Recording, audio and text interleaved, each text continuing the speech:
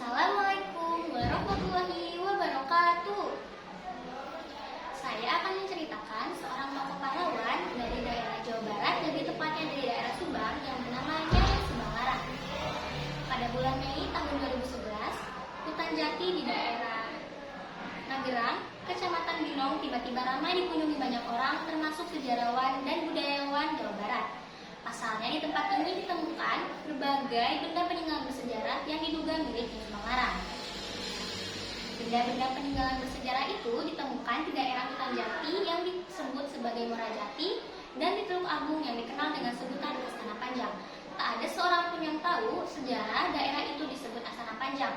Namun yang pasti, sejak tahun 80-an, warga sekitar sudah sering menemukan benda-benda kuno di sini.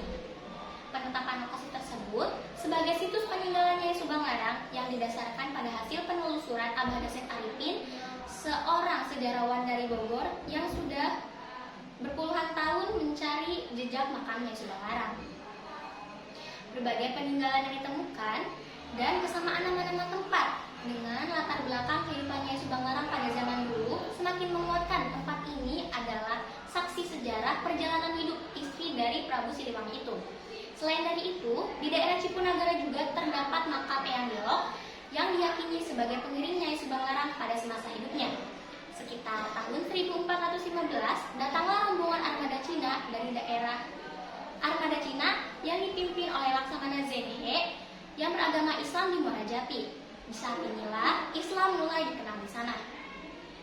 Kemudian pada tahun 1418, tibalah seorang ulama Islam yang bernama Syekh Hasanuddin bin Yusuf Siddiq yang menumpangi perahu dagang dari Campak.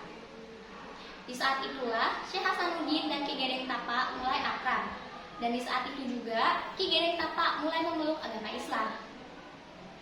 Kemudian Syekh Hasanuddin pergi ke Karawang dan mendirikan pesantren di daerah Pura di Desa Talagasari, Karawang. Di sana ia mendirikan sebuah pesantren dengan nama Pesantren Puro. Dan di saat itulah Syekh Hasanuddin mulai dikenal dengan nama Syekh Puro. Ki Gedeng Tapa menitipkan Nyai Subang Larang untuk belajar agama Islam kepada Syekh Puro di sana. Subang Larang belajar agama Islam selama 2 tahun di sana.